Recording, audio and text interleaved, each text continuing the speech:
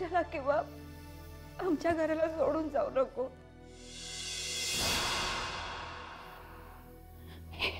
एवढी मोठी गोष्ट माझ्यापासून लपवून ठेवलीत तुम्ही. आवाज बंद. आवाज नाही पाहिजे.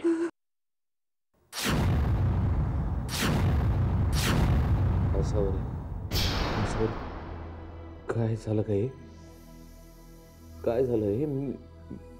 मी काय काय केलं मी हे?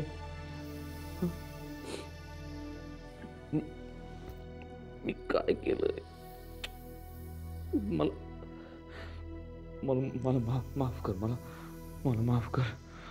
मी मी मी मी मी मी पाया पडतो. पाया पडतो तुझ्या. माफ कर. पाया पडतो तुझ्या. मी चुकलो. काय केलं? मी चुकलो. माफ कर. काय असं करायला मी चुकलो. काय करताय तू? चुकलो. मी पाया पडतो तुझ्या. असं का?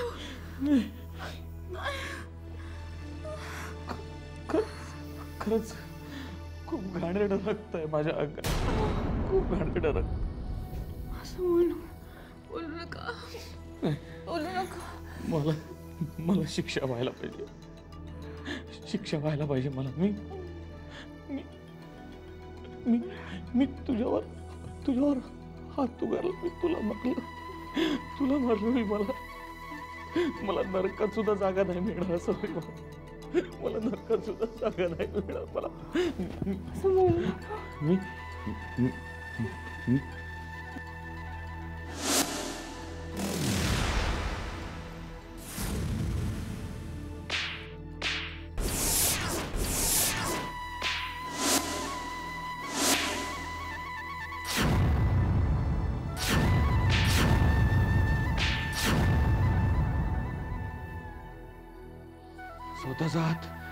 स्वतःचा हात स्वतः लागत नाही असावरी. घे तू घे.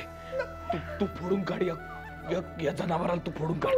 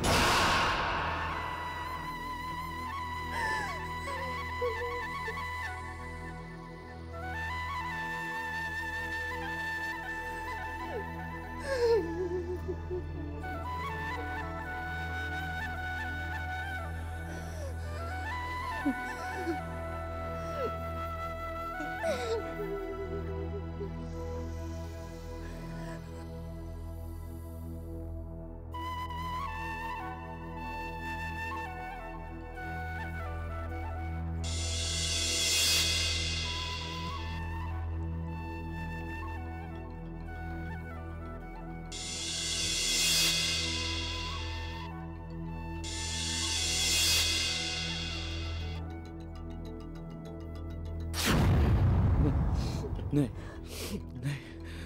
तू जरी मला सोडलंस ना असावरी, तरी मी आज स्वतःला नाही सोडणार. मी आज संपवणार स्वतःला. तुम्ही काय करताय? तुम्हाला शपथ आहे माझ्या हात.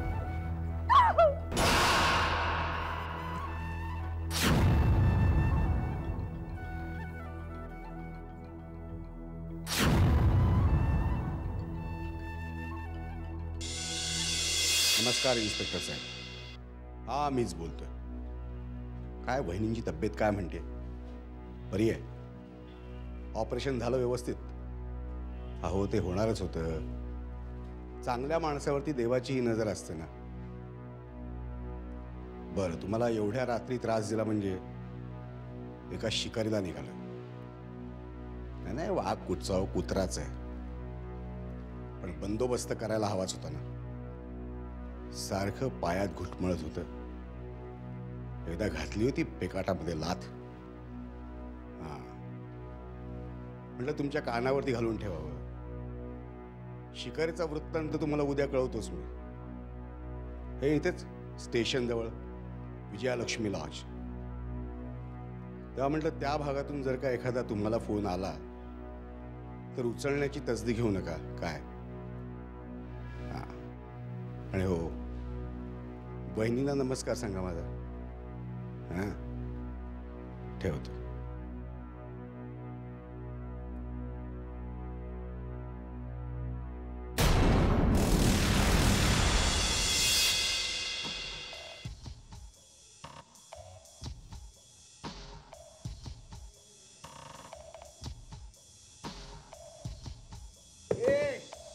काय आहे का इथं? तुझे कशाली चौकशा?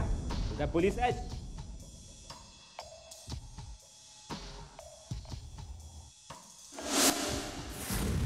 बोल, कुठं आहे तो?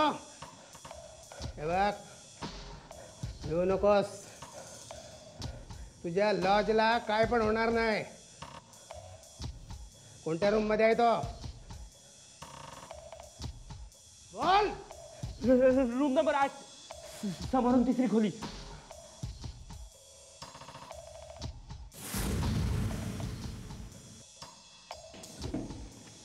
तो इथेच आहे.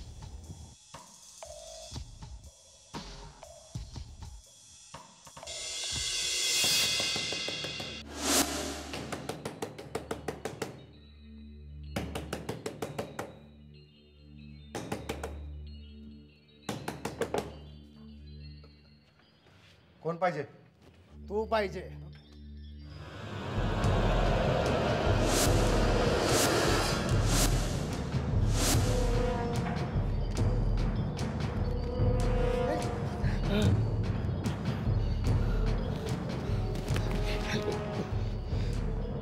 हे तुझं खेळणं माझ्याकडे राहील. हा, हा जया पापणी लवायच्या आत गोळी झाडू शकतो दोन्ही हाताने. तेव्हा वेडे चाळे करायचे नाहीत. हा बाहेरून कुलूप लावून घेईल, इकडे शांतपणे राहायचं. मी काय बोलतो समजतंय? आरडाओरडा करायला हरकत नाही. काही उपयोग होणार नाही.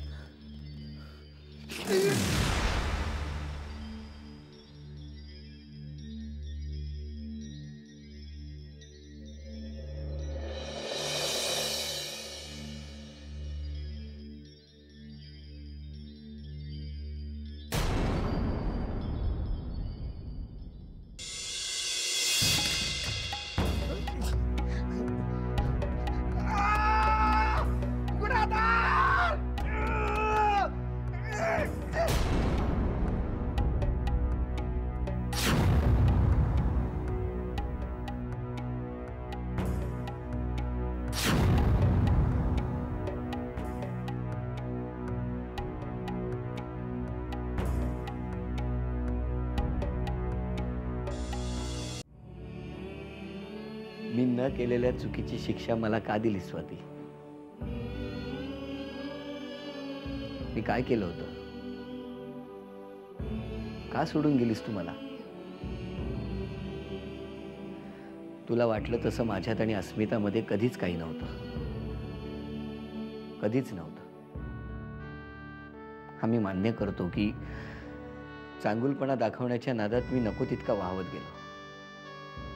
कुणाला काय वाटेल, तुला काय वाटेल याची पर्वा केली नाही. चूक झाली माझी. पण त्या चुकीची एवढी मोठी शिक्षा मला का देतेस? परत ये स्वाती, प्लीज परत ये.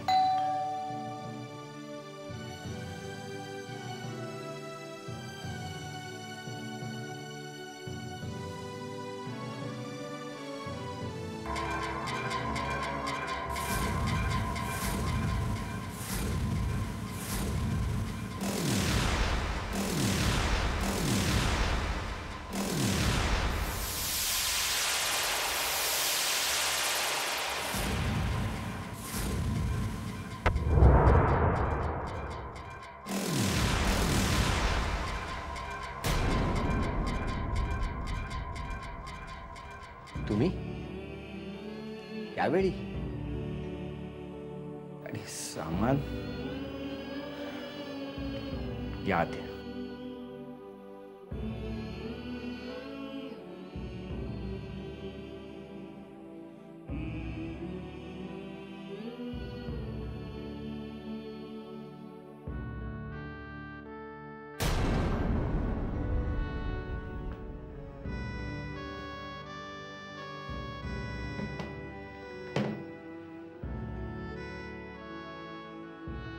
तुम्ही अशा अचानक इतक्या रात्री माझ्या घरी?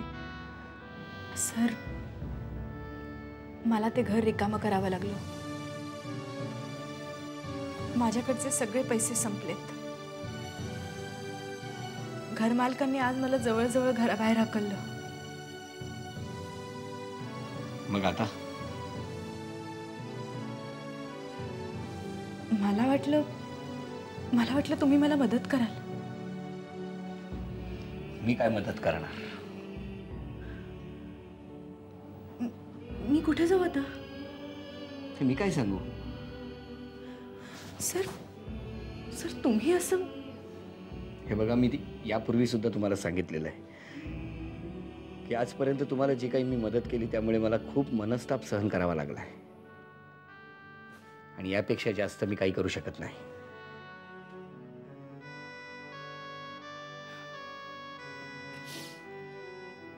माझं चुकलं, मी इथे आले. निघते मी. एक मिनिट. कुठे जाणार एवढ्या रात्री? कुठेही जाईन, पण तुम्हाला त्रास नाही देणार. पाहिजे तर आजची रात्र तुम्ही इथे काढू शकता.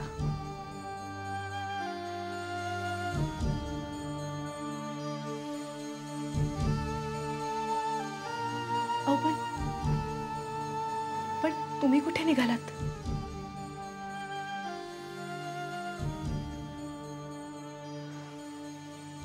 आपण दोघं एका छताखाली एक अख्खी रात्र नाही काढू शकत.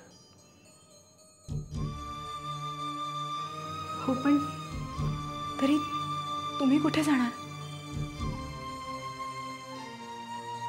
अजूनही आष्टीत माझे काही मित्र आहेत. येतो मी.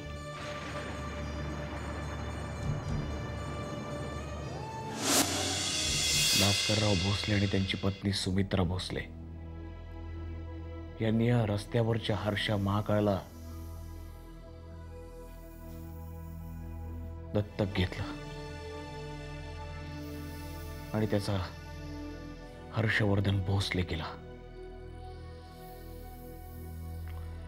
नंतर त्यांना स्वतःची 2 मुलं झाली, पण मला या घरात नेहमीच मोठ्या मुलाची वागणूकच मिळाली.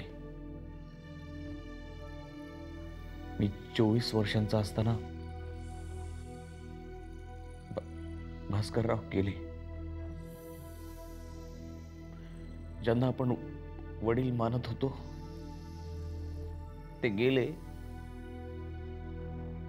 हा धक्का लहान वाटावा असे अनेक मोठे धक्के मला पुढच्या 2-3 दिवसातच बसले.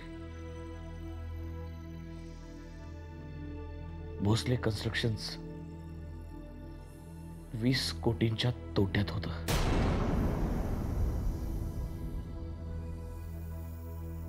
कर्ज होतं 20 कोटींचं.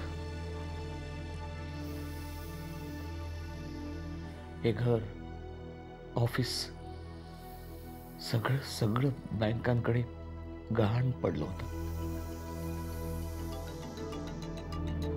भास्करराव गेल्यानंतर त्यांच्या कंपनीचं मातेरं करून सगळं काही हडपण्याकरता आजूबाजूनी गिधाडं जमा झाली. त्यात त्यांच्या जवळचे सुद्धा खूप नातेवाईक होते. माईचं त्यांच्यापुढे काहीच चाललं नसतं. तेव्हा मी पाय घट्ट रोवून उभा राहिलो तिथे.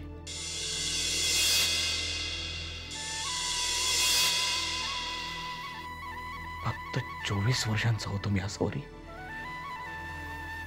पण स्वतःला झोकून देऊन सगळी सगळी मौज मजा विसरून गेली 6 वर्ष घाण्याला जुंपलेल्या बैलासारखा झटत राहिलोय ग मी. 6 वर्ष. पण म्हणूनच भोसले कन्स्ट्रक्शन्स तेव्हाच्या 20 कोटीच्या तोट्यातून आज 40 कोटींच्या नफ्यात आहे.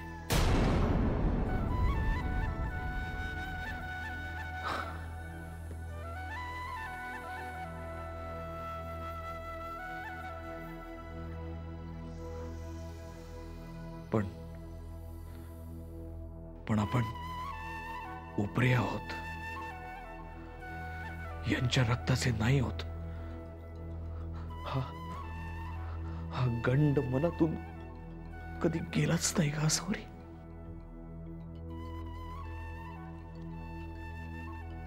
उद्या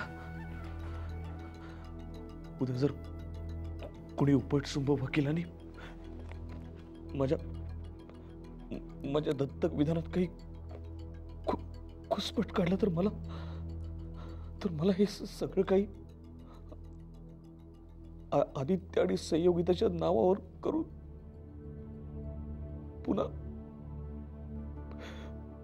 पुन्हा रस्त्यावर यावं लागेल का? असं पुन्हा रस्त्यावर अहो असं कसं होईल? माई तुम्हाला मुलासारख्या मानतात आणि आधी तुमचा किती मान राखतो.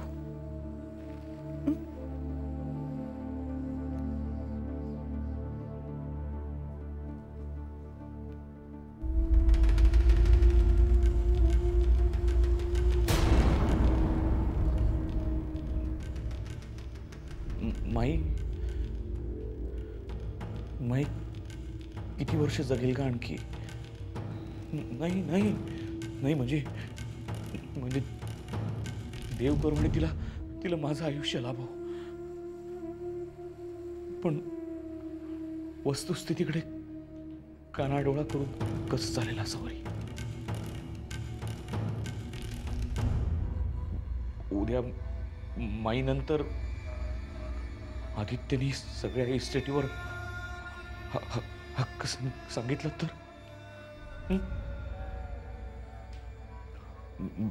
बाबांच्या मृत्यूनंतर त्यांच्या रक्ताच्या नात्याच्या माणसांना विष शोधताना पाहिलंय मी असावरी. माझा विश्वासच नाही उरला माणसांच्या चांगुलपणावर. आणि प्रश्न फक्त पैशांचा नाहीये असावरी. अगं माझं नाव, माझं अस्तित्व, माझं सगळं काही एका फटक्यात काढून घेतलं जाईल माझ्याकडून. मी पुन्हा एकटा पडेल असावं. मी पुन्हा एकटा पडेल. खूप असं काहीही होणार नाहीये. तुम्ही कधीही एकटे पडणार नाही आहात. कारण मी असेन तुमच्यासोबत. काहीही झालं तरी नेहमी मी असेन.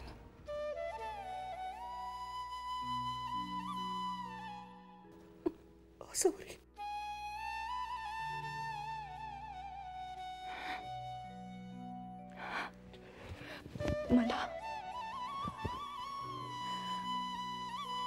मला तुमच्या नावाशी, आडनावाशी, संपत्तीशी काहीही देणं घेणं नाही.